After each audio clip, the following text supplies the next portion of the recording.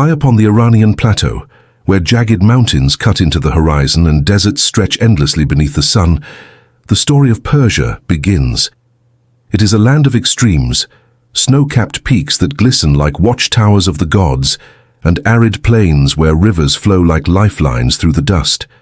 For thousands of years, people journeyed across this landscape, carrying with them stories, rituals, and dreams.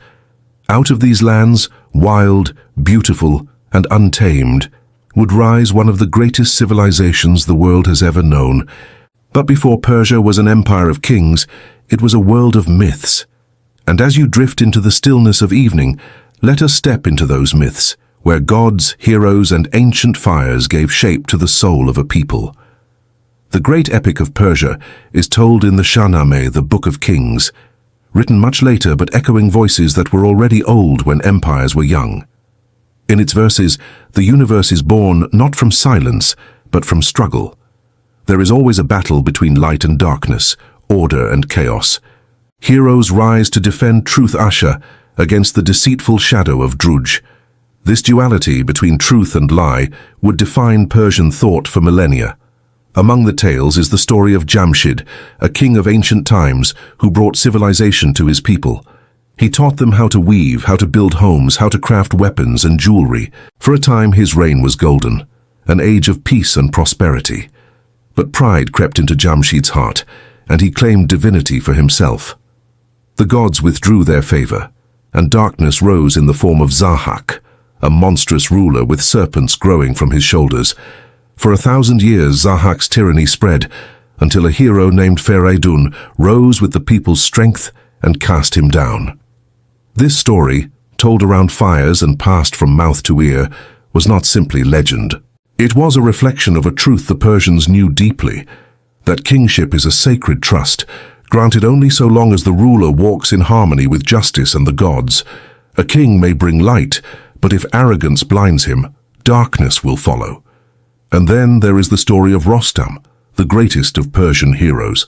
Clad in armor, astride his mighty horse Raksh, Rostam journeyed through 7 trials, battling demons, beasts, and even fate itself. His courage, his loyalty, and his strength became the very model of Persian valor. To this day, his name echoes as a symbol of endurance, the warrior who stood against all odds. While myth shaped their hearts, the Persians also carried the wisdom of a prophet, Zoroaster or Zarathustra. Long before empires rose, he walked among villages and spoke of a vision that the universe was the battleground between Ahura Mazda, the wise lord, god of light and truth, and Angra Mainyu, the spirit of lies and destruction. Each human being had a role to play in this cosmic struggle. To tell the truth, to live with good thoughts, good words, and good deeds, was to stand with the light. To lie, to harm, to hate, was to feed the darkness. At the center of Zoroaster's faith burned the sacred fire, symbol of purity and divine presence. In temples, priests tended these flames day and night. For as long as the fire endured, the people believed, so too did the presence of Ahura Mazda. Even today, Zoroastrian fire temples still hold these eternal flames, carrying forward the devotion of millennia.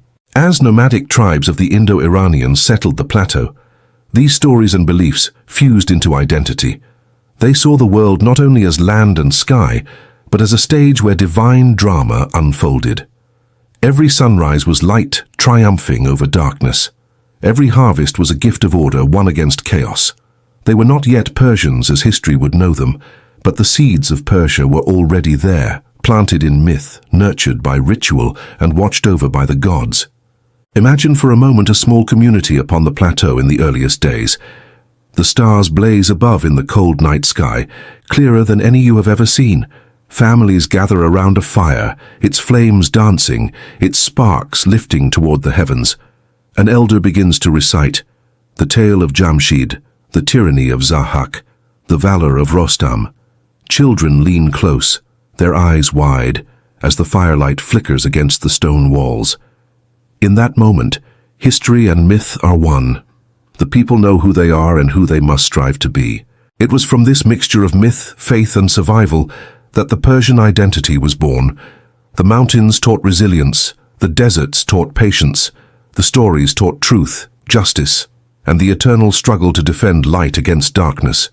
Centuries would pass, tribes would rise and fall, empires would come and go. But through it all, the fire burned, the myths endured, and the people carried forward the vision of a world ordered by truth. Out of these beginnings, out of mountains and myths, prophets and heroes, Persia would rise, carrying its legacy across the world. And so, as you close your eyes and drift into rest, imagine those ancient fires still burning, their glow casting warmth across the plateau. Imagine the voices of storytellers echoing through the night, speaking of gods, kings, and heroes. In those voices lies the birth of Persia, a people shaped by mountains and myths, destined to leave their mark on history. The mountains of the Iranian plateau had long echoed with the footsteps of wandering tribes, their horses galloping across plains, their flocks grazing in valleys. These people, the ancestors of Persians and Medes alike, shared myths, gods, and a love of freedom. For centuries they lived scattered, each tribe governed by its own chiefs, their strength in survival rather than unity. But in the 7th century BCE, change stirred across the land.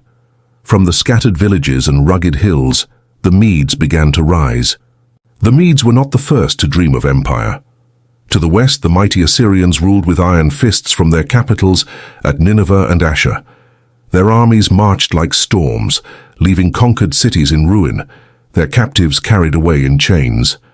To live in the shadow of Assyria was to live in fear, but where there is fear, there also grows resistance. The Medes, fierce horsemen and hardy warriors, were among the first to challenge Assyria's might. At first, they were little more than raiders darting across frontiers, testing the strength of their overlords. Yet over time, their courage hardened into ambition. They began to see themselves not just as scattered tribes, but as a people who could stand together. Tradition tells us of Darius, a man of wisdom and vision. Tired of endless quarrels among chiefs, the Medes turned to him to judge disputes. His fairness won him fame, and soon they asked him to be their king. At first he ruled from afar, demanding a palace, guards, and a capital worthy of kingship. Thus rose Ecbatana, nestled in the Zagros Mountains, with 7 concentric walls, each painted in bright colors: white, black, scarlet, blue, and shining gold. Within those walls, Darius sat upon his throne, cloaked in majesty, transforming the Medes from loose tribes into a kingdom. After Darius came his son Phraortes, who expanded Mede power.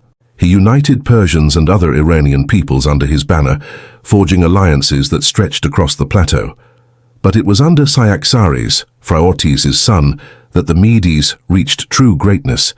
Cyaxares was a warrior of both skill and strategy. He reformed the army, dividing it into units of spearmen, archers, and cavalry. With this strength, he turned against the Assyrians, who had once seemed invincible. In a campaign that shook the ancient world, the Medes allied with the Babylonians and others, who longed for freedom from Assyria's grasp. Together, they besieged Nineveh, the jewel of Assyria. Imagine it, the city's towering walls battered by relentless assault, flames rising against the night sky, the cries of warriors echoing across the Tigris River. For centuries, Assyria had ruled with terror, but now, at last, its empire crumbled. In 612 BCE, Nineveh fell. The great Assyrian Empire, feared by all, vanished into memory. From its ashes, the Medes emerged as one of the most powerful peoples of the Near East. Their lands stretched from the Zagros Mountains to the frontiers of Anatolia, from the Caspian Sea to the plains of Mesopotamia. They were no longer raiders, they were kings.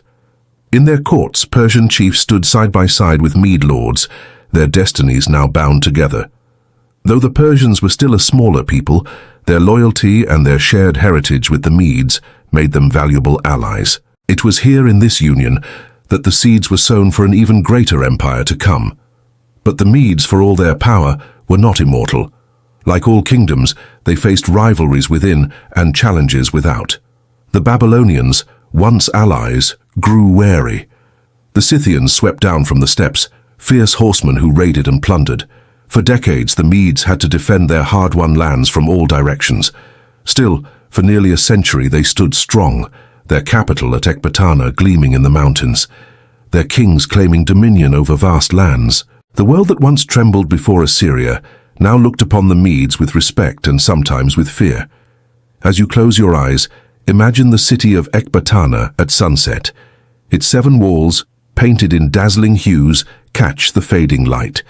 Within, the king sits on his throne, surrounded by nobles, warriors, and emissaries from distant lands. Outside the walls, the fields stretch green with harvest. The mountains rise like guardians, and beyond them, the empire spreads across valleys and plains. The Medes did not know it, but their moment of glory was also a stepping stone. Among their allies were the Persians, hardy people of the south, whose chief from the line of Achaemenid was destined to give birth to a figure who would change the world. The Medes had built the foundation, but soon a Persian king would rise to build an empire greater than any before. The rise of the Medes was the first chapter of empire in Iran, a chapter of unity forged in defiance, of cities built where once there had been only tribes, of kings who dared to stand against Assyria and succeeded. Though their dynasty would be short-lived, their legacy endured. For from their strength came the opportunity for Persia to step forward, to inherit the throne of empire, and to begin a story that would echo through eternity. The Medes had built their walls high, their kings crowned in splendor, their armies feared across the Near East. But history, like the turning of a great wheel, always brings change. From within their very alliance, from the people of the Persians who had long stood at their side, a new leader emerged. His name was Cyrus, son of Cambyses of Persia, descendant of the line of Achaemenids. In time, he would be called the Great, not by his own boast, but by the world he reshaped. The story of Cyrus's birth is told with the glow of legend. It is said that a dream came to the Median king, Astyages, foretelling that his daughter's child would one day overthrow him. Fearing this prophecy, he ordered the infant slain. But the child was spared, raised in secret among shepherds until his true heritage was revealed. From the very beginning, Cyrus's life carried the aura of destiny, a child marked to rise against his grandfather, to transform the world. By the mid-6th century BCE, Cyrus had rallied the Persians. They were hardy people, accustomed to the dry plains of Fars, where life demanded endurance. Under his leadership, they became more than a tribe, they became a nation. When he turned against the Medes, their empire fractured, and Ecbatana fell to his hands. Yet Cyrus did not destroy. Instead, he absorbed. The Medes were not cast down, but united with the Persians. Their strengths merged into one kingdom. From this union, the Achaemenid Empire was born. Cyrus's ambition did not end there. He marched west where the wealthy kingdom of Lydia stood, ruled by King Croesus, famed for his riches. The Lydians believed their cavalry would overwhelm the Persians. But Cyrus was clever. He placed camels before his lines, knowing that the horses of Lydia would panic at their scent. In the clash at Sardis, Croesus was defeated, his kingdom falling into Persian hands. The gold of Lydia and its fabled treasures now belonged to Cyrus's growing empire. From there, he turned to the great prize of Mesopotamia, Babylon. It was the jewel of the ancient world, a city of towering walls and hanging gardens, a place where gods were honored in magnificent temples. In 539 BCE, Cyrus's armies approached, and in a campaign remembered with awe, they entered the city without destruction. Babylon's people, weary of their king Nabonidus, welcomed the Persians as liberators. Cyrus's rule in Babylon revealed his greatness, not merely as a conqueror, but as a statesman. He did not crush the gods of Babylon, nor enslave its people. Instead, he honored Marduk, their chief deity, and proclaimed freedom for those exiled by former kings. The most famous of these acts was the return of the Jews, long held in captivity. He allowed them to go back to their homeland and rebuild their temple in Jerusalem. To this day, in Jewish memory, Cyrus is remembered not as an oppressor, but as a savior. His vision of empire was revolutionary. Where other conquerors sought obedience through terror, Cyrus ruled through tolerance. He respected the customs, religions, and languages of the peoples he ruled. His empire was not bound only by swords, but by roads, tribute, and a shared respect for diversity. This principle is enshrined in the Cyrus cylinder, a clay artifact often called the world's first charter of human rights. Upon it, his words declare freedom of worship and the restoration of peoples to their lands, a vision far ahead of its time. Cyrus continued his campaigns eastward, extending Persian rule into Central Asia, reaching toward India. To the west, his empire stretched to the Aegean Sea. Never before had such vast lands been united under one throne. Yet, even the greatest lives come to an end. Around 530 BCE, during a campaign against nomadic tribes on Persia's northeastern frontier, Cyrus met his death. Some say he fell in battle against the Massagetæ, led by their fierce queen Tomyris, who vowed vengeance for her son's death. Legends tell that she defeated the Persian king and cast his head into a vessel of blood, declaring, "Drink your fill." Whether myth or truth, Cyrus's passing was dramatic, a fitting end for a man of destiny. But his legacy was not in his death, it was in the empire he created. From the Mediterranean to the Indus, from the mountains of Anatolia to the deserts of Central Asia, his realm stretched wider than any before. His people called him father, his enemies respected him, and history remembered him as a ruler of vision, mercy, and strength. As you drift toward sleep, imagine standing in the heart of Babylon on the day Cyrus entered. The air is filled not with smoke and ruin, but with relief. The temples are open, their gods untouched, their priests unafraid. The markets bustle once more, and families rejoice as captives are freed. The king himself moves through the city, not in cruelty but in dignity, his presence marked not by fear but by respect. Above, the stars shine, the same stars that guided him as a child, the same stars that will watch over the empire he leaves behind. Cyrus the Great was the beginning of Persia as the world would know it, an empire not only vast in territory but vast in vision. His successors would inherit his crown, his armies, and his cities, but above all, they would inherit his idea.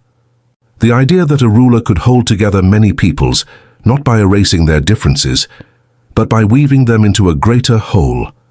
This was the true birth of Persia, and from it would flow centuries of triumph, challenge, and legacy. The empire Cyrus the Great built was vast, so vast that it stretched farther than the eye could imagine, from the Aegean shores of Anatolia to the foothills of the Indus Valley. But Cyrus was gone, and with his passing came questions. Who would keep the empire together? Who would guide so many peoples, so many lands under a single crown? At first the answer was uncertain. Cyrus's son Cambyses had extended Persian rule into Egypt, but his reign ended abruptly, clouded in suspicion and turmoil. Out of this confusion stepped a man who was not Cyrus's son, but claimed descent from the royal line of Achaemenid, Darius I, remembered forever as Darius the Great. Darius was more than a conqueror, though he fought wars and quelled rebellions. His true genius lay in organization. He understood that an empire could not survive on conquest alone. It needed structure, laws, and order. It needed to be more than the dream of one man, it needed to be a system that could endure. When Darius seized power in 522 BCE, much of the empire was in revolt. From Egypt to Babylon, from Media to distant satrapies in Central Asia, uprisings flared. For a year, he fought tirelessly, marching from province to province, crushing rebellion, reasserting the authority of the throne. Once peace was restored, he turned to the greater task, how to govern an empire that spanned 3 continents. Darius's solution was the creation of satrapies, provinces governed by officials known as satraps. Each satrap was responsible for collecting tribute, maintaining order, and enforcing royal law. Yet Darius was careful. He balanced their power by appointing royal inspectors, known as the king's eyes and ears, who traveled the empire, reporting directly to him. This system ensured loyalty and efficiency, while still giving each region autonomy to live according to its own customs. To connect this sprawling realm, Darius built a network of roads, the most famous being the Royal Road, stretching over 1,500 miles from Susa in Persia to Sardis near the Aegean Sea. Along its length were stations where horses and riders could be exchanged, allowing messages to travel with astonishing speed. Herodotus, the Greek historian, marveled that nothing could stop the couriers of the Persian king, neither snow, nor rain, nor heat, nor night. In many ways, it was the ancient world's first postal system, a beating artery of empire. Darius also introduced a uniform system of coinage, the golden daric, which became a standard of trade across the empire. For the first time, merchants from Egypt to India could exchange goods with a common currency. Markets flourished, trade routes thrived, and the empire's wealth grew. But Darius was not only an organizer of administration and economy, he was also a builder of monuments. His most magnificent project was Persepolis, the ceremonial capital of the Achaemenid kings. Rising from a terrace carved into the rock, its palaces and halls were adorned with reliefs, showing processions of tribute-bearers from across the empire. Medes, Egyptians, Babylonians, Indians, and Greeks all were carved into stone, their gifts carried before the king. It was a vision of empire as harmony, where many peoples, each unique, came together in loyalty to the Persian throne. Imagine walking through Persepolis in its prime. The vast Apadana Hall, with its towering columns, holds thousands of guests. The walls are alive with images of lions, bulls, and kings. Golden ornaments glisten, and the air is rich with incense. Above it all sits the king, cloaked in majesty, not merely a man, but the embodiment of the empire itself. Darius also gave his empire the strength of law. He codified rules, respected local customs, and promoted justice. On his tomb at Nakshi Rustam, he had carved words that still echo across time. I am a friend of what is right. I am not a friend of what is wrong. It is not my desire that the weak should suffer injustice, nor is it my desire that the strong should have their way. These were not empty boasts. They were the philosophy by which he sought to rule. Yet, like Cyrus, Darius was also a man of ambition. He extended Persian control east into the Indus Valley and west into Thrace and Macedonia. His armies marched far, his ships crossed seas. But his expansion also brought him into conflict with the rising Greek city-states, whose independence and defiance would one day challenge Persia's might. The seeds of that great clash, the Greco-Persian Wars, were sown in his reign. Still, for all the battles he fought, it was Darius's vision of empire that endured. His satrapies, his roads, his coinage, and his palaces created a system so strong that Persia would remain a superpower for centuries. Under his hand, the empire was not merely a collection of conquered lands, it was a living organism, bound together by structure, wealth, and shared purpose. As you drift into sleep, imagine a courier galloping along the royal road. The hooves strike the earth in steady rhythm, the rider carrying a message sealed with the king's signet. He rides through mountains and plains, through deserts and forests, past stations where fresh horses await. Days later, the message reaches its destination, hundreds of miles away as if carried by the wind. This was the world Darius built, a world where the farthest corners of the empire were bound together, where the king's voice could travel faster than ever before. Darius the Great was not only a conqueror or a ruler, he was an architect of empire. He took the dream of Cyrus and gave it form, a structure so solid that it would outlast him by generations. His empire was not perfect. Rebellions would rise again, wars would come, and Persia would one day fall, but the foundations he laid were enduring. The story of Persia was still young, but in Darius's reign, it became not just a story of kings and conquests, but of systems, ideas, and visions that would shape history forever. Darius had given Persia order, roads, coinage, and splendor. His satraps ruled across 3 continents, his couriers flew along the royal road, and his palaces at Susa and Persepolis gleamed with wealth and power. Yet even the strongest empires find themselves tested, and for Persia that test would come from a rugged land across the Aegean Sea, a land of small city-states, restless, proud, and fiercely independent. This was Greece. The first spark was lit not in Athens or Sparta, but in the cities of Ionia, along the coast of Asia Minor. These were Greek colonies under Persian rule, flourishing in trade but resentful of tribute. In 499 BCE, they rose in rebellion, supported by Athens and Eretria. For several years, war flared along the coast. The Persians eventually crushed the revolt, burning Miletus, but the defiance of the Greeks had been felt. Darius, enraged, swore vengeance. Herodotus tells us that he ordered a servant to whisper to him at dinner, "Master, remember the Athenians." In 490 BCE, Persian ships crossed the Aegean. They landed at Marathon, a plain not far from Athens. There, a smaller Athenian force met the vast Persian army. Against all odds, the Greeks charged and broke the Persian lines. The Persians retreated to their ships, leaving the Athenians victorious.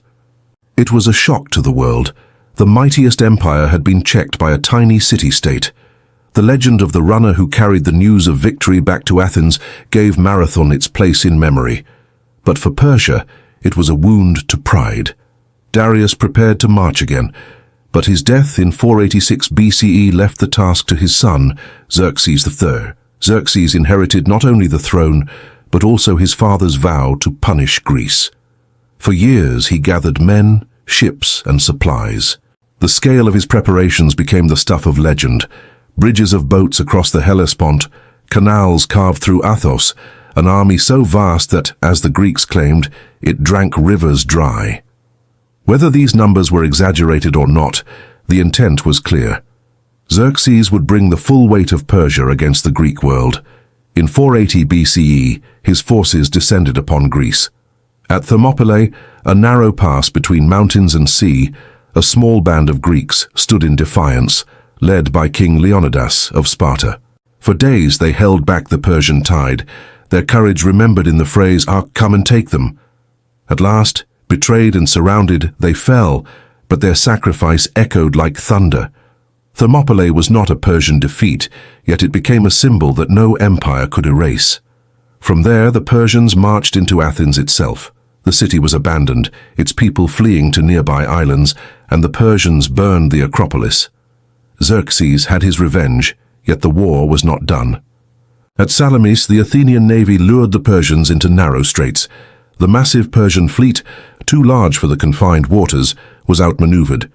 Greek triremes rammed and shattered their enemies, and the great Persian fleet was broken.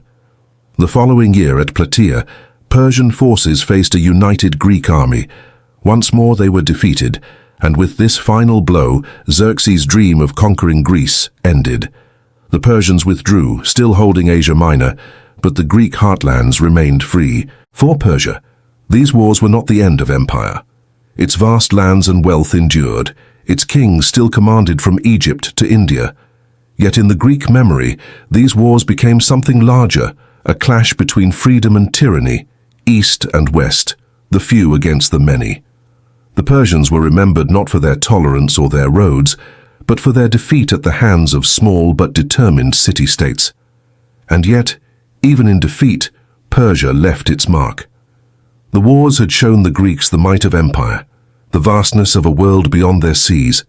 In resisting Persia, they defined themselves, but in truth they also absorbed from Persia ideas of administration, coinage, and diplomacy that would echo in their own empires to come.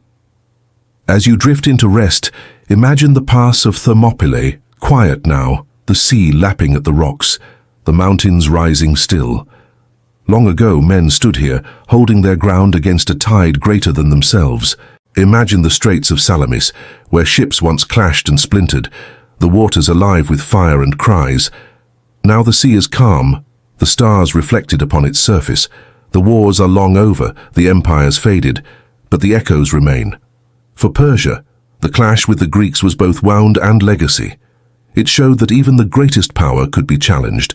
It reminded the world that courage could stand against might, and that empires, no matter how vast, were still made of human hearts, fallible and fragile. Darius and Xerxes had stretched their hands toward Greece, but fate had denied them. Still, Persia remained strong and enduring, its kings turning back to their palaces and their satrapies. The empire would live on for another century and more, its story far from finished. The wars with Greece had left their mark, but Persia endured. Its satrapies still stretched across deserts and rivers, its wealth still flowed in tribute, its kings still reigned from their palaces. Yet if one place captured the spirit of Persia at its height, it was not the battlefields of Greece, nor the markets of Babylon. It was Persepolis, the ceremonial heart of empire, a city not of defense or commerce, but of glory, ritual, and vision. Persepolis rose from a terrace carved into the rocky plain near Shiraz. Its vast platform, built of massive stones, fitted so perfectly that even now, thousands of years later, the joints are nearly invisible. Upon this platform, kings built palaces and halls that shimmered in the sun, their columns soaring high, their staircases broad and graceful. This was not a city where ordinary people lived. Persepolis was a stage for ceremony, a theatre where kings displayed the order of the empire to gods and men alike. It was begun under Darius I, the organizer, who dreamed of a place that would embody the empire's greatness. His successors, Xerxes and Artaxerxes, continued his vision, adding palaces and halls until Persepolis became one of the wonders of the ancient world. To walk its terraces was to walk in a world of stone and symbolism. The Apadana, or Great Audience Hall, stood at its center. With 72 columns, each 20 meters high, it could hold thousands of guests. Upon its walls were carved reliefs unlike any the world had seen, processions of people from every corner of the empire, bearing gifts to the king. Medes in flowing robes, Egyptians with ivory, Babylonians with bowls, Indians with tigers and textiles, Arabs with camels, Ethiopians with ivory tusks, all carved in fine detail, all walking in dignity, not as slaves but as loyal subjects honoring their king. These reliefs were more than decoration. They were the empire itself etched in stone. They told a story, that Persia was not a tyranny of one people over another, but a harmony of many, united beneath the throne. Each figure is distinct, each bearing the marks of their culture, yet together they form a procession of unity. Within Persepolis, the king appeared not only as ruler, but as a cosmic figure. In Zoroastrian belief, the king was chosen to uphold Asher, truth, order, justice, against Druj, the lie and chaos. Every ceremony, every ritual in Persepolis was part of this divine duty. To see the king enthroned was to see the balance of the universe affirmed. Imagine an evening at Persepolis during the New Year festival, Nowruz. Envoys from every satrapy arrive, their garments shimmering in the firelight. Trumpets sound, drums beat, and incense rises into the sky. The king sits upon his throne, high-backed and gilded, the symbol of empire. Around him, nobles and priests chant prayers to Ahura Mazda, the wise lord, guardian of truth. Gifts are laid at the steps: gold, silver, livestock, fine cloth, spices from distant lands. For a moment, the entire empire is present, gathered before its center. Yet Persepolis was more than a palace. It was also a vision of eternity. The stone walls bore inscriptions in Old Persian, Elamite and Babylonian, proclaiming the greatness of the kings, their devotion to Ahura Mazda, their role as protectors of order. In these words, the kings spoke not only to their subjects, but to the future, to those who would one day walk among the ruins. Life at court was filled with ceremony and luxury. Nobles dined on fine meats and fruits, drank wine from silver cups, and listened to musicians play harps and flutes. Courtiers from distant lands brought stories of their peoples, while priests tended the sacred fire that burned within. Yet behind the grandeur lay strict discipline. Every gesture of the king was watched, every ritual carefully observed, for to falter in ceremony was to falter in duty. But beyond the terraces, life for ordinary Persians was simpler. Farmers tended fields of barley and wheat, herders guided sheep and cattle, craftsmen worked in stone and metal. They may never have seen Persepolis, but its power reached them in taxes, in laws, in the peace that allowed markets to thrive. For the empire was vast, and while Persepolis embodied its spirit, its strength lay in the countless villages and towns that filled its lands. As you drift towards sleep, imagine climbing the great staircases of Persepolis, each step broad and shallow, designed so that even the king could ascend on horseback. At the top, you stand among columns that stretch like trees into the sky. Around you, carved reliefs show figures of long-forgotten peoples, frozen mid-step, eternally bearing gifts. The air smells of stone and incense, and in the distance, the mountains rise, silent witnesses to the passage of time. For centuries, Persepolis stood as the jewel of Persia, its palaces gleaming with gold, its halls echoing with voices from across the empire. To its kings, it was proof of their divine right to rule. To their subjects, it was a reminder of the majesty of the throne. Yet even stone cannot endure forever. One day, flames would consume its splendor, and conquerors would carry away its treasures. But in its time, Persepolis was the very image of Persia, eternal, majestic, and filled with the vision of unity. The wars with Greece had shown the limits of Persian power, but Persepolis showed its heart. Here, kings ruled not only as conquerors, but as guardians of order, as hosts to a world of many peoples. And though the empire would face challenges yet to come, Persepolis remained a symbol of its greatness, carved in stone against the passing of centuries. The columns of Persepolis rose proudly into the sky. The reliefs along its staircases still showed tribute bearers from across the empire, and the king still sat upon his throne as the guardian of Asher order and truth. Yet beneath the grandeur, cracks began to form. An empire as vast as Persia could not remain unchanged forever. The centuries following Darius and Xerxes were years of transition, a time of shifting powers, new challenges, and growing fragility. The Persian Empire at its height stretched from the Indus Valley in the east to the Aegean and the Nile in the west. No single ruler could touch every corner of this world. Satraps governed their provinces, yet the farther they were from the king's gaze, the more power they claimed for themselves. Some grew wealthy and nearly independent, their loyalty fragile, their ambitions dangerous. The king's eyes and ears traveled to keep watch, but corruption was hard to root out in lands so vast. Beyond these internal strains lay constant warfare. Egypt rebelled more than once, its proud people unwilling to be ruled from afar. The satrapies of Anatolia stirred with unrest, encouraged by Greek neighbors across the sea. To the east, in Bactria and Sogdiana, nomadic peoples pressed against the empire's borders. Persia was immense, but its size became its burden. Meanwhile, the Greek world was changing. Once fractured city-states, Athens and Sparta had risen in defiance of Persia, and their memory of victory gave them new confidence. Over time, the Greeks began to look beyond their own conflicts, their eyes turning outward. Persia remained their rival, sometimes their patron, sometimes their enemy, always their measure. In the courts of Susa and Persepolis, kings sent gold to influence Greek politics, funding wars that kept the city-states divided. Yet such measures were temporary. A new power, still distant, would one day unite Greece against Persia in a way the empire had never faced before. Persian kings in this age sought to hold the center. Artaxerxes I, successor of Xerxes, balanced diplomacy and war. He dealt with rebellions in Egypt, negotiated with Athens, and tried to preserve the empire's stability. His reign, though filled with challenges, kept Persia whole. Later kings, Darius II, Artaxerxes II, and Artaxerxes III, followed, each facing the endless cycle of uprisings, diplomacy, and intrigue. During these years, cultural life within the empire also shifted. Zoroastrianism remained a guiding faith, with fire temples glowing in the night and priests tending sacred flames.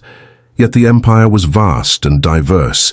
Babylonians still honored Marduk, Egyptians worshipped their ancient gods, Greeks built temples to Zeus, and Jews rebuilt their temple in Jerusalem. The Persian model of tolerance continued, but it also meant the empire carried within it a patchwork of beliefs, loyalties, and identities. The court of Persepolis reflected this blending. Artisans from across the empire carved and painted its palaces. Elamite scribes recorded decrees.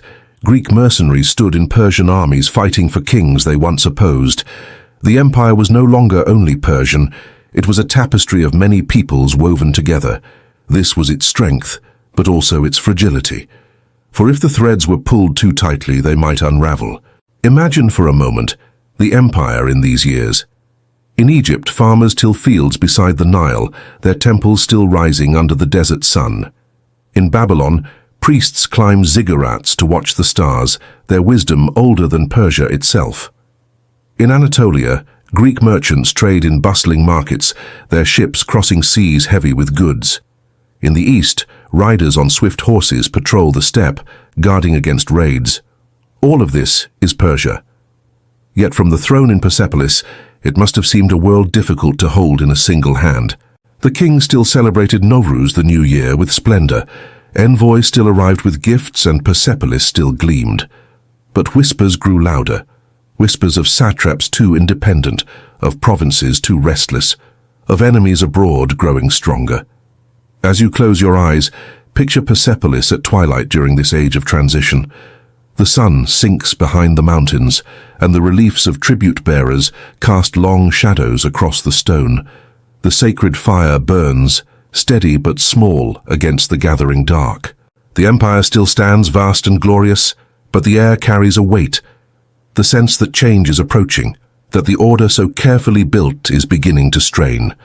Persia in transition was not yet fallen, but it was vulnerable. Its kings managed crises, but each new generation faced the same challenges with less strength than before. The Greeks remembered their victories, the satraps remembered their power, and the restless tribes beyond the frontiers remembered opportunity. In time, a new conqueror would emerge from beyond the western seas, a man named Alexander, who would look upon Persia not with awe, but with ambition. But that is a chapter still to come. For now, Persia endured. Its kings still ruled, its palaces still glittered, its vision of order still held. Yet beneath the surface the empire was shifting, preparing, unknowingly, for the storm that would change it forever. The empire of Persia had endured for 2 centuries. It had seen kings rise and fall, wars fought and won, rebellions put down and rebellions kindled again. It had survived the ambitions of Darius, the defiance of Xerxes, the shifting tides of Greece and the restless borders of its vast domains. Yet as the 4th century BCE drew on, a new power was stirring, not from within the empire, but from a land once considered small and distant, Macedon. Macedonia was a rugged land north of Greece, long dismissed by Greeks as half-barbarian. Yet under the rule of Philip II, it became something new, disciplined, united, and powerful. Philip transformed his kingdom into a formidable military machine, introducing the long pike phalanx and forging alliances through both diplomacy and conquest. By the time of his death, Macedonia dominated Greece. Into this world stepped his son, Alexander, a young man of restless ambition and brilliant mind. Taught by the philosopher Aristotle, inspired by Homer's tales of Achilles, and hardened by war, Alexander dreamed of something greater than his father's legacy. He dreamed of conquering Persia, the greatest empire of the known world. In 336 BCE, at the age of just 20, Alexander became king. Within 2 years he marched eastward, leading an army of Macedonians and Greeks into Asia. His goal was nothing less than to overthrow Darius III, the last great king of Persia, and claim the empire for himself. The first clash came at the Granicus River in 334 BCE. Alexander led his men across the water, straight into the Persian line. Though outnumbered, his cavalry broke through and the Persians fled. Asia Minor fell into his hands, city after city opening its gates. To the Greeks under Persian rule, Alexander came as liberator, proclaiming freedom for their cities. Yet to Persia, he was an invader, bold and unrelenting. The next great encounter was at Issus in 333 BCE. Here Darius himself led the Persian army, vast and glittering. The two forces met on narrow ground between mountains and sea. Alexander, with his cavalry charge, broke the Persian line and sent Darius fleeing the battlefield. The great king left behind not only his camp and treasures, but even his family, who were treated with surprising respect by Alexander. Issus was more than a battle. It was a statement. Persia's king had fled and the world had taken notice. Still, Persia endured.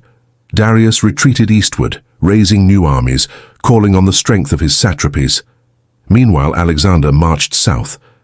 He besieged Tyre, stormed Gaza, and entered Egypt, where he was welcomed as a liberator from Persian rule. There, at the oracle of Siwa, he was hailed as the son of Zeus Ammon, a divine figure. His legend grew with every step. But the heart of the empire still lay ahead, and Darius would not yield. In 331 BCE at Gaugamela, the two forces met once more. Darius had gathered a massive army with chariots and war elephants on a plain chosen for its size. Alexander faced them with a smaller force, yet with sharper discipline. At dawn, the battle began. Persian chariots charged, but the Macedonians parted to let them through, striking them down as they passed. Alexander, seeing a gap in the Persian line, led his cavalry in a thunderous charge. The Persian ranks buckled. Once again Darius fled. With Gaugamela, the fate of the Persian Empire was sealed. Babylon opened its gates. Susa surrendered its treasures. Persepolis, the ceremonial heart of Persia, lay before Alexander. When he entered the city, he stood among the great halls built by Darius and Xerxes, the carved reliefs of tribute-bearers, the soaring columns. For a moment, the conqueror beheld the empire he had dreamed of, the empire his heroes in Homer could never have imagined. And then, in a night of feasting and fire, Persepolis burned. Whether by Alexander's order or by the drunken impulse of his men, the palaces were consumed, their treasures looted, their walls reduced to ash. To some it was revenge for the burning of Athens long ago, to others a tragic act of destruction. The flames rose into the sky and the jewel of Persia was lost. Darius III fled once more, retreating deeper into his lands, but his power was broken. Betrayed by his own satrap, he was murdered before Alexander could reach him. When the Macedonian king came upon his body, he mourned, honoring him as the last great king of Persia. Alexander would now call himself not only king of Macedon, but also king of kings, inheritor of Cyrus, Darius, and Xerxes. As you drift towards sleep, picture the empire at this turning point. Imagine the couriers who once rode along the royal road, now carrying messages not for Darius, but for Alexander. Imagine Persepolis, its columns glowing in the firelight, smoke rising into the night sky. Imagine the silence of the mountains as the old king lay dead, and a young conqueror claimed his throne. Persia was not erased in an instant. Its satrapies still existed, its people still tilled fields and tended markets, its traditions still endured. Yet the empire as it had been, the vision of Cyrus and Darius, of Persepolis and unity, had ended. In its place stood something new, a fusion of East and West, of Greek ambition and Persian legacy. For Alexander, the conquest was not only victory, but transformation. He adopted Persian dress, honored Persian nobles, married Persian women, and urged his men to do the same. His dream was not to destroy Persia, but to become it, to fuse Macedon and Persia into one. The story of Persia had entered a new chapter. Its kings were gone, its throne taken, but its spirit would live on in ways no conqueror could extinguish. For the empire of Cyrus was more than borders and armies. It was roads, laws, and visions that would shape the world long after its fall. The great king, Darius III, lay dead. The couriers of the royal road no longer carried his decrees.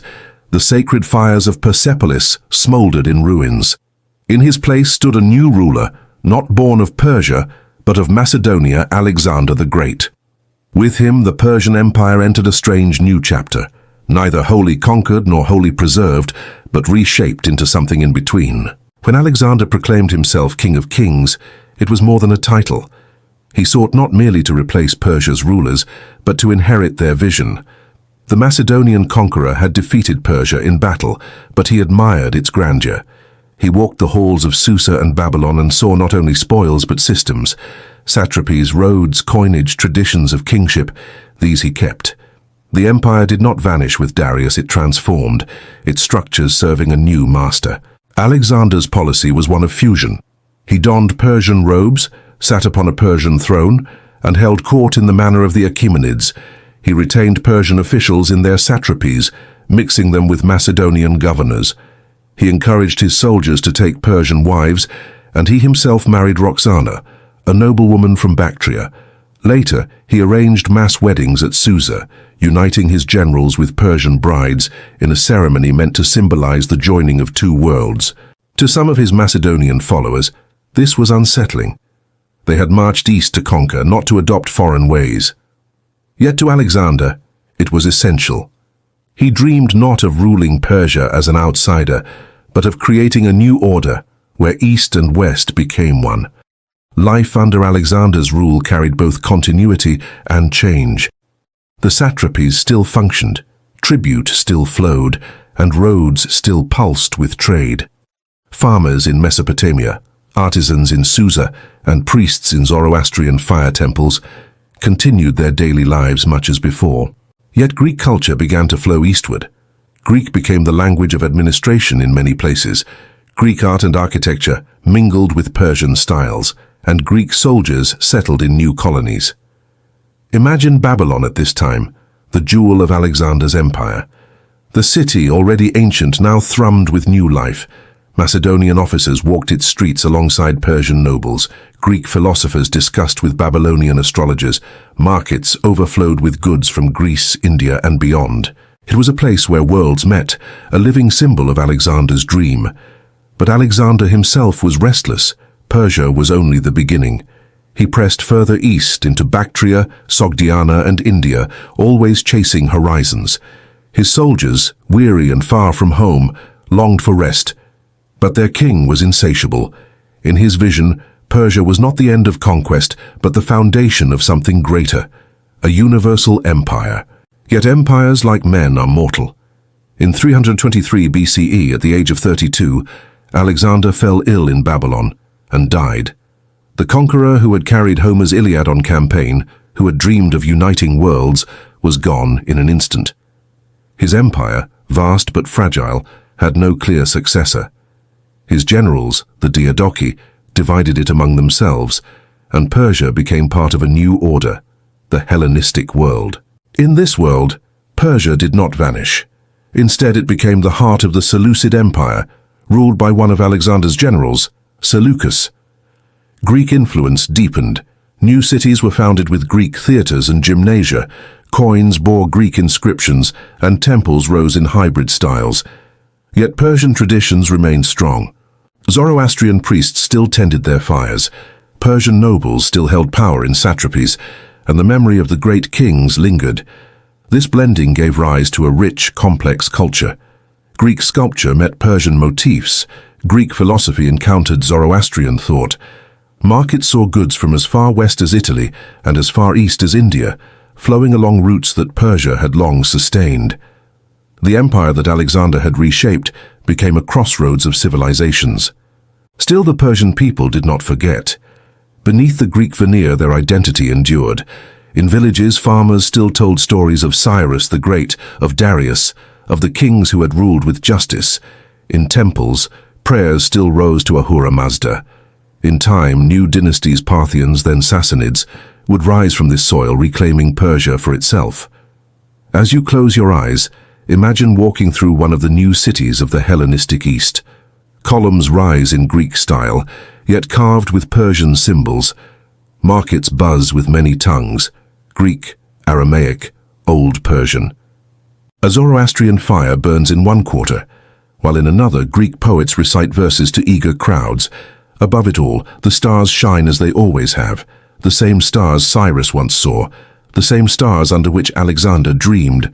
Persia, under Alexander and the Hellenistic world, was not an empire erased, but an empire transformed. It had been conquered, yes, but also absorbed, respected and reborn. Its palaces lay in ruins, yet its systems lived on. Its kings were gone, yet their vision of unity across many peoples endured, reshaped in a new age. This was the paradox of Persia. Even in defeat, it gave more than it lost. The conqueror who sought to master it instead became part of it, and through him, Persia's legacy stretched farther than ever before. For centuries, the land of Persia had been the heart of empires. First the Achaemenids, who raised Persepolis to the sky. Then Alexander, who swept across the world like a storm. Then the Seleucid kings, heirs to his legacy, who ruled with Greek cities, coins and laws. Yet beneath this Hellenistic surface, the Persian spirit remained, quiet but enduring, waiting for the moment to rise again. That moment came with the Parthians. The Parthians were not born from the palaces of Persepolis nor the cities of Greece. They came from the steppes of the northeast, descendants of nomadic tribes skilled in horsemanship and archery. Their homeland lay in the region of Parthia, a land of open plains and rugged mountains, where swift riders could vanish into the horizon. From these routes, they built a new power that would challenge kings and empires alike. Around the middle of the 3rd century BCE, as the Seleucid Empire weakened, the Parthians seized their chance. Under the leadership of Arsaces I, they declared independence, founding a dynasty that would last for nearly 500 years. The Arsacid line took its name from him, and though their beginnings were small, their ambitions were vast. The Parthians excelled in what they knew best, mounted warfare. Their cavalry, light and swift, could strike and vanish, their arrows loosed even as they turned their horses away. The infamous Parthian shot, a backwards arrow fired while retreating, became their signature. Against the heavy phalanxes of the Hellenistic armies, these tactics were devastating. Slowly, they expanded their territory, pushing into Media, Mesopotamia, and beyond. As the Seleucids faltered under pressure from both east and west, the Parthians grew stronger. By the 2nd century BCE, they had carved out a realm stretching from the Euphrates to the mountains of Central Asia. They crowned themselves kings of kings, reviving the ancient Persian title once held by Darius and Xerxes. The empire of Cyrus was gone, but its echo rang once more in Parthian halls. Yet the Parthians were not simply conquerors, they were adapters, blending steppe traditions with Persian administration and Hellenistic influences. They ruled through a system of noble families, granting them power in return for loyalty. Their court at Ctesiphon near Babylon became a center of ceremony, though less centralized than Persepolis had been. Parthian kings were warrior lords, often chosen through strength and prestige rather than rigid succession. Culturally, the Parthians stood at a crossroads. Greek continued to be used in cities, Persian traditions endured in the countryside, and steppe customs shaped the court. It was a world of mixture. Zoroastrian priests still tended fires, while Greek theaters entertained in urban centers. This fusion gave the Parthian realm resilience, a flexibility that allowed it to survive in a land of many peoples. But perhaps the most defining feature of the Parthian Empire was its role as a bridge between worlds. Persia once more became the link between East and West, as trade along the Silk Road began to flourish. From China came silk, lacquer and jade, from India spices and gems, from the Mediterranean glassware and wine. Parthian merchants carried goods across deserts and mountains, their caravans winding through oases and fortresses. Through their lands, ideas as well as goods flowed, philosophies, religions, technologies, weaving Persia once again into the fabric of global exchange. The Parthians also faced powerful rivals. To the west rose Rome, a republic-turned-empire, expanding its reach into the eastern Mediterranean. Inevitably, these two great powers clashed. In 53 BCE, at the Battle of Carrhae, the Parthians delivered Rome one of its most humiliating defeats. Their cavalry, swift and relentless, encircled the Roman legions of Crassus, showering them with arrows until the once mighty force collapsed. Crassus himself was slain, his ambition undone on the plains of Mesopotamia. The victory cemented the Parthians as a force to be reckoned with. Yet Rome did not retreat forever. For centuries, war simmered between the two empires, battles won and lost, cities taken and retaken, treaties signed and broken. Neither could ever fully conquer the other. Persia, under the Parthians, once more stood as a bulwark against foreign domination, its eastern traditions holding firm against western expansion. As you drift into rest, imagine a caravan moving slowly along the Silk Road. The air is dry, the desert vast, but the line of camels carries treasures, bolts of silk, sacks of spices, carved jade, shining coins. At night, they rest in a caravanserai, fires flickering against the walls, while merchants from many lands trade stories in many tongues. This was the world of the Parthians, not just war and kingship, but connection, the weaving together of lands across continents. The Parthian Empire endured for centuries, a reminder that Persia was never truly conquered. Even when Alexander's legacy seemed unshakable, the Persians rose again, reclaiming their place in history. Though their capitals and palaces were different, their spirit was the same: resilience, adaptation, and endurance. Still, the Parthians were not eternal. Their system of noble families, once a strength, became a weakness, dividing the empire with rivalries. As Rome grew ever more powerful, the strain of constant conflict wore them down. By the 3rd century CE, a new dynasty would rise from within Persia itself, the Sassanids, who dreamed not only of power, but of restoring the glory of the Achaemenids. But that is a chapter still to come. For now, rest in the thought of Persia renewed, its riders swift, its caravans endless, its kings crowned once more as Shahanshah, King of Kings. In the quiet of the desert night, the stars overhead shine as they always have, the same stars that guided Cyrus, Alexander, and now the Parthians. The Parthians had revived Persia after centuries of foreign rule, holding their lands with horse archers, caravans and kings who balanced between nomadic tradition and imperial heritage. Yet by the dawn of the 3rd century CE, their strength waned. Noble families quarreled, provinces drifted, and their unity weakened. From this twilight emerged a new dynasty, one that looked not only to preserve Persia, but to restore its ancient glory. This was the rise of the Sassanids. The Sassanid dynasty took its name from Sassan, a priest of the fire cults, but it was his descendant Ardashir I who transformed faith into empire. Around 224 CE, Ardashir rose in rebellion against the Parthian king Artabanus IV. Their armies met at Hormozgan, and there Ardashir triumphed. He crowned himself Shahanshah, King of Kings, in the tradition of the Achaemenids, proclaiming that Persia was reborn. The Sassanids sought not to blend cultures as the Parthians had, but to define a distinctly Persian identity. Their court revived the symbols of ancient power. Kings were depicted in grand reliefs carved into cliffs, wearing crowns adorned with wings and jewels, trampling enemies beneath their horses, their hands raised in blessing by Ahura Mazda himself. These images proclaimed that Sassanid kings ruled by divine sanction, guardians of Asha, the truth. At the heart of this resurgence was Zoroastrianism. The Sassanids made it the official state religion, building fire temples across the empire. Priests, known as magi, gained influence at court, shaping law and culture. The sacred fire, symbol of purity and order, burned in every province, linking the empire under a common faith. While other religions, Christianity, Judaism, Buddhism, and Manichaeism, found followers within the empire, they often faced restrictions, for the Sassanid kings believed their legitimacy flowed from Zoroastrian tradition. The empire stretched from the Euphrates to Central Asia, from the Persian Gulf to the mountains of Armenia. Its capital at Ctesiphon, near the Tigris River, became a city of splendor. There rose the Takkasra, the great vaulted hall whose arch still stands today, one of the largest brick vaults ever built. Imagine stepping inside its shadow, the ceiling soaring above like a wave frozen in stone, the walls gleaming with tapestries and golden ornaments, the air filled with incense. Here kings received envoys, judged disputes and proclaimed their might. The Sassanids were not content with defense. They looked westward, across the frontier, where their eternal rivals, the Romans, ruled.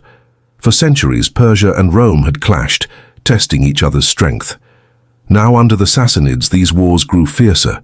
Ardashir fought Rome, but it was his son, Shapur the Firn, who struck the greatest blow. In 260 CE, at the Battle of Edessa, Shapur captured the Roman Emperor Valerian alive, an event unparalleled in Rome's long history. Reliefs carved into stone still show the moment. The Roman emperor kneeling before the Persian king, his pride broken, his power humbled. For Persia, it was proof that the empire of Cyrus lived again. For Rome, it was a humiliation never forgotten. These victories brought wealth and prestige, but also endless conflict. For centuries, Sassanid and Roman armies clashed across Mesopotamia, Armenia, and Syria. Cities were taken and retaken, frontiers shifted, and neither empire could ever truly destroy the other. Their rivalry defined the ancient world, a balance of east and west locked in eternal contest. Yet the Sassanids were more than warriors. They were builders and patrons of culture. They sponsored art and architecture, their palaces decorated with mosaics, their silverware engraved with hunting scenes and royal feasts.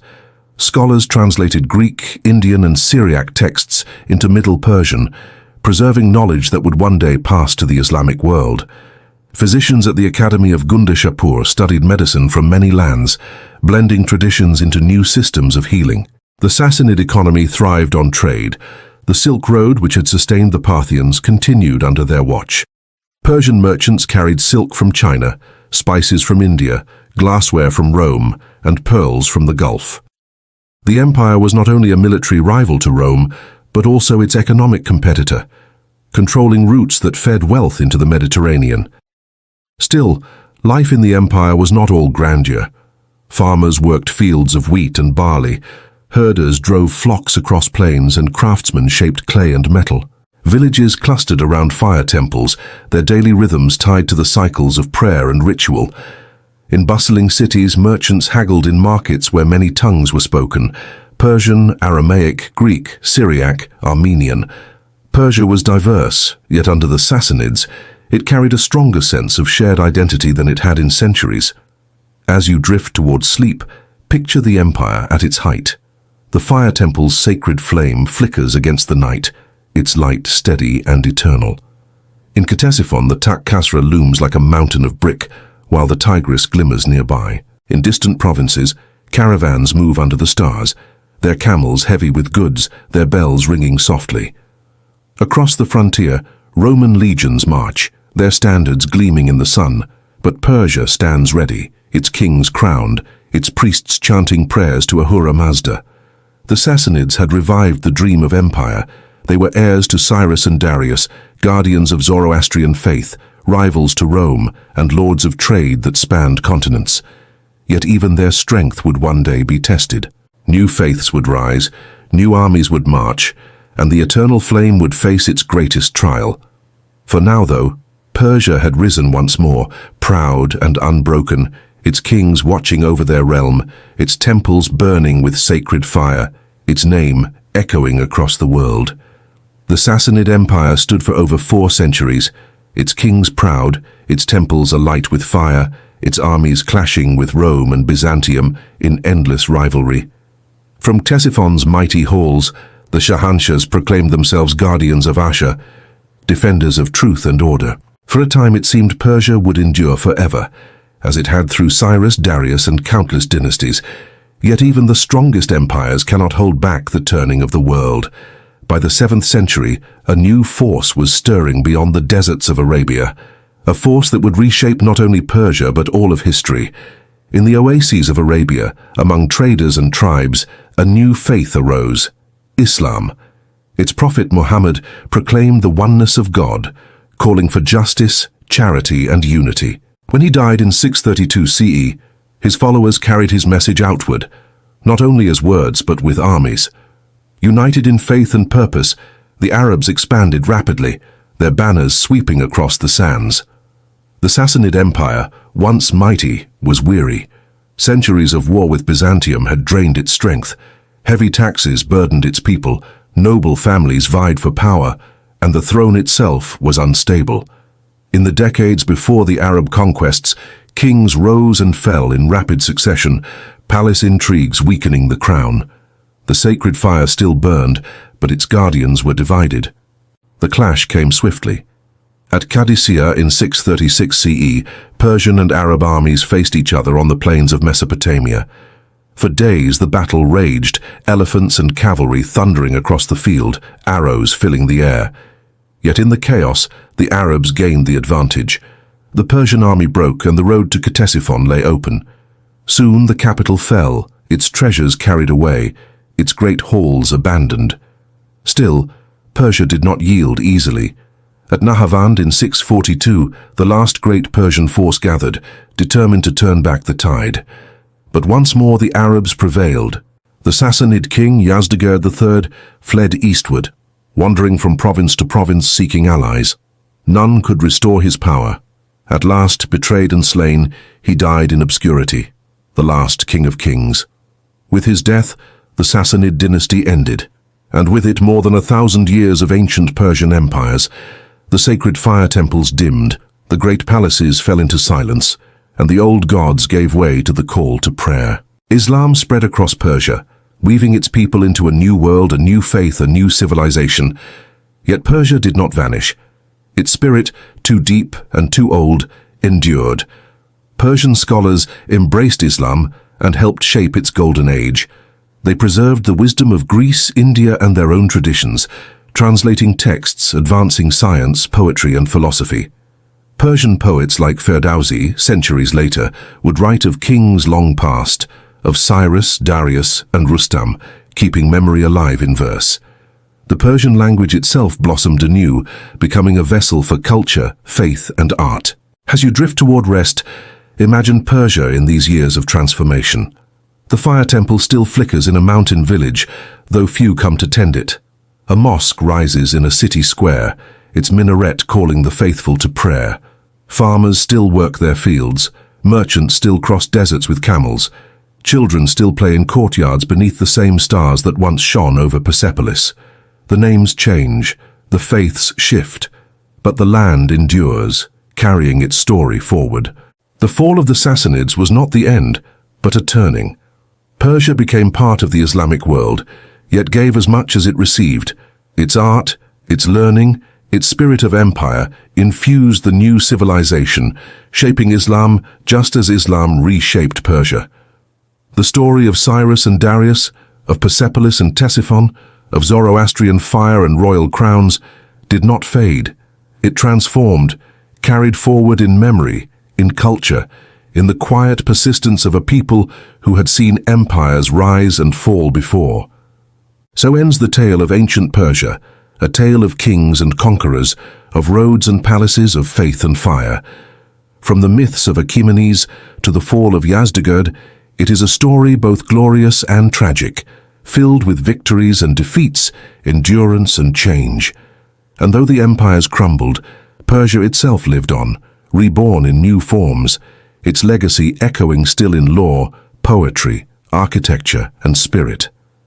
As you fall into sleep, picture the ruins of Persepolis under the stars, the carved reliefs of tribute-bearers softened by shadow, the columns reaching into the night sky. The wind carries whispers of prayers long past, of kings long gone, of fires once burning bright. The empire has ended, but its memory lingers, eternal as the stars above.